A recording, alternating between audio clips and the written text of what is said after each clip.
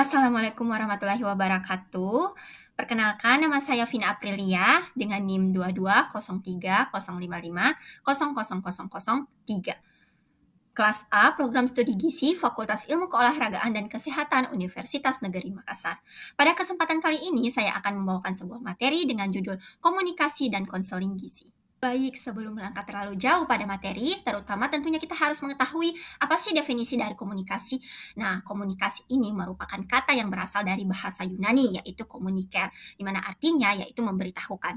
Kata ini kemudian dikembangkan ke dalam bahasa Inggris, yaitu communication, di mana artinya adalah suatu proses pertukaran informasi, konsep, ide, gagasan, perasaan, dan lain-lain antara dua orang atau lebih. Sehingga dari semua ini dapat kita tarik kesimpulan bahwa komunikasi merupakan suatu proses pengiriman pesan atau simbol-simbol yang mengandung arti dari seorang sumber atau yang biasa disebut sebagai komunikator kepada seorang penerima atau yang biasa disebut sebagai komunikan dengan tujuan tertentu. Kemudian di sini ada definisi komunikasi menurut ahli, di mana yang pertama ada Everett M. Rogers, di mana mendefinisikan komunikasi, yaitu komunikasi adalah proses yang dimana suatu ide atau gagasan atau pesan dialihkan dari sumber kepada suatu penerima dengan maksud mengubah suatu tingkah laku mereka.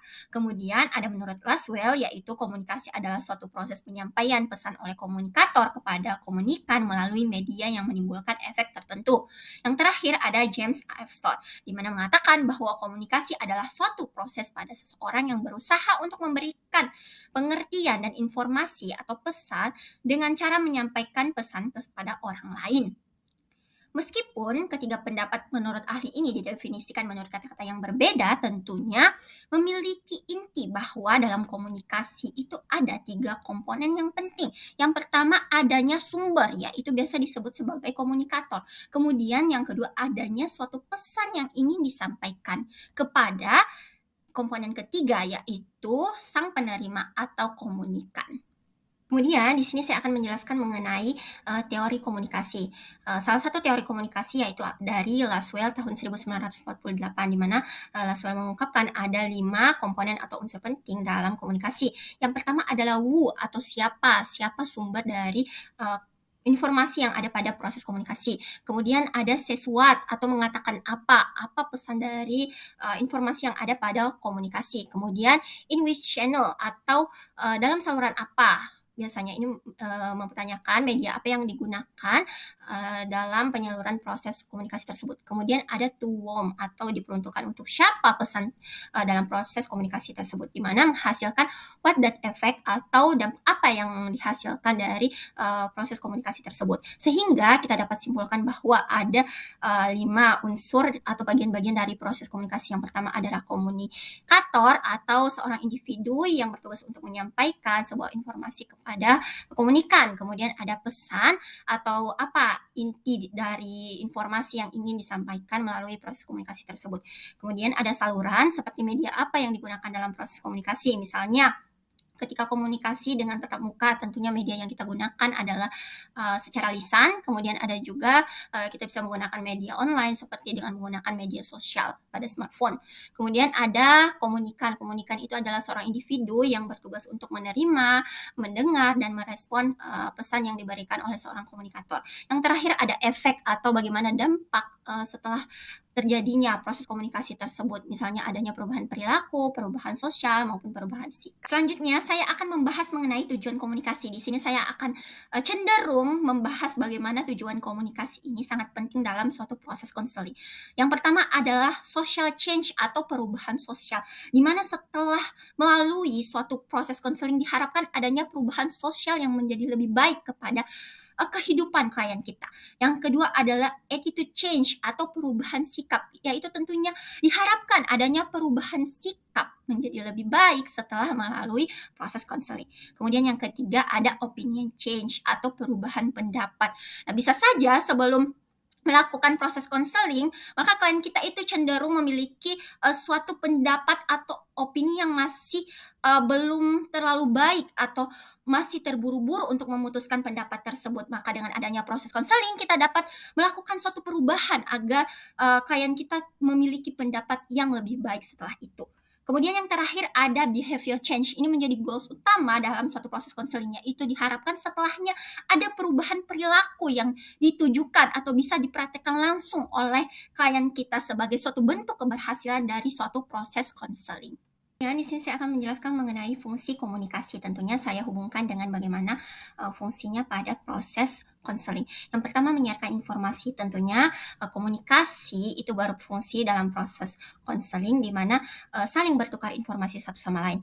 Seorang klien memberikan informasi yang dibutuhkan oleh seorang konselor dan begitu pula seorang konselor nantinya akan memberikan tanggapan berupa informasi-informasi kepada klien tersebut. Kemudian ada sosialisasi atau permasyarakatan di mana melalui komunikasi seorang konselor itu dapat memberikan pengajaran mengenai nilai-nilai sosial dalam kehidupan kepada klien. Kemudian ada motivasi. Nah, tentunya melalui komunikasi dalam konseling itu seorang konselor dapat memberikan motivasi-motivasi yang biasanya dibutuhkan oleh klien dalam mengatasi masalahnya.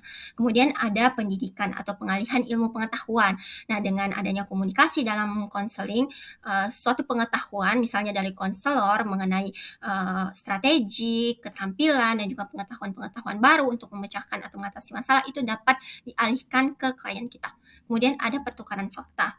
Tentunya melalui komunikasi dalam proses konseling itu adanya pertukaran fakta-fakta yang relevan oleh seorang konselor kepada kliennya. Kemudian yang terakhir ada memajukan kebudayaan. Tentunya seorang konselor itu dapat mengajarkan nilai-nilai kebudayaan kepada kliennya. Kemudian ada jenis-jenis komunikasi, itu digolongkan menjadi dua. Yang pertama ada berdasarkan sifat. Ada yang pertama itu komunikasi tatap muka, yaitu sebuah bentuk komunikasi yang memerlukan kontak fisik antara satu individu dengan individu yang lainnya, di mana juga merupakan dialogis sambil saling menatap secara langsung. Kemudian ada komunikasi bermedia yang tentunya berlawanan dengan komunikasi tatap muka, itu harus menggunakan atau melalui alat tertentu, misalnya menggunakan smartphone atau misalnya informasi yang ingin disebarkan yang lebih luas menggunakan surat kabar, televisi, radio, dan sebagainya. Kemudian ada komunikasi verbal, yaitu suatu bentuk komunikasi yang melibatkan penggunaan lisan seperti berbicara. Nah, yang terakhir ada komunikasi nonverbal, yaitu lawan dari komunikasi verbal. Di sini dia menggunakan gerak isyarat, gerak tubuh, mimik wajah, nada, tarikan nafas. Kemudian ada jenis komunikasi berdasarkan jumlah peserta. Yang pertama adalah komunikasi intrapribadi, yaitu suatu bentuk komunikasi yang dilakukan kepada diri sendiri, seperti misalnya ketika kita bertanya pada diri kita sendiri, introspeksi diri, atau ketika kita berdoa. Kemudian ada komunikasi interpribadi, yaitu bentuk komunikasi yang cenderung dilakukan oleh dua individu, yaitu satu individu memberikan informasi kepada satu individu lainnya. Kemudian ada komunikasi kelompok, yaitu dilakukan secara tatap muka dari 3 orang atau lebih. Uh, yang biasanya dilakukan oleh kelompok kecil. Kemudian ada komunikasi publik, yaitu suatu bentuk komunikasi antara seorang pembicara, baik itu dalam bentuk individu ataupun kelompok dengan audiensnya, yang biasanya dengan jumlah yang lebih besar, misalnya pada seminar, conference, dan sebagainya. Terakhir, bagaimana komunikasi dalam konseling gizi. Nah, seperti yang dijelaskan tadi bahwa ada beragam jenis komunikasi. Nah, di sini bentuk komunikasi yang baik digunakan oleh seorang ahli gizi atau konselor gizi yang digunakan kepada kliennya, yaitu bentuk komunikasi interpersonal atau interpribadi. Di mana komunikasi interpersonal dalam konteks ini itu melibatkan interaksi antara ahli gizi atau konselor gizi dengan kliennya, di mana cenderung bentuk komunikasinya itu tidak begitu formal, di mana pada proses ini peran konselor gizi itu sangat penting dengan tujuan untuk membantu klien, baik itu untuk mengidentifikasi masalah gizi maupun mengatasi masalah gizi klien. Dan juga konselor gizi itu sebagai fasilitator, di mana mewadahi proses tanya jawab, proses diskusi, proses sharing informasi dan sebagainya kepada kliennya. Dan juga seorang konselor gizi itu diharapkan mampu menciptakan lingkungan yang aman untuk klien. Bagaimana sehingga klien itu mampu merasa nyaman dalam memberikan informasi. Begitu pula kita sebagai seorang konselor itu mampu memberikan tanggapan-tanggapan terhadap masalah klien sehingga klien itu mampu memahami aspek-aspek apa yang perlu diperbaiki sehingga kedepannya tercapai goals dari atau tujuan dari proses konseling tersebut, yaitu adanya tindakan klien yang lebih sehat atau klien kita sudah mampu untuk mengubah gaya hidupnya menjadi lebih sehat lagi. Baik, mungkin itu saja yang dapat saya jelaskan. Semoga dapat bermanfaat untuk kita semua. Kurang dan lebihnya mohon dimaafkan. Atas perhatiannya, saya mengucapkan banyak terima kasih. Wassalamualaikum warahmatullahi wabarakatuh.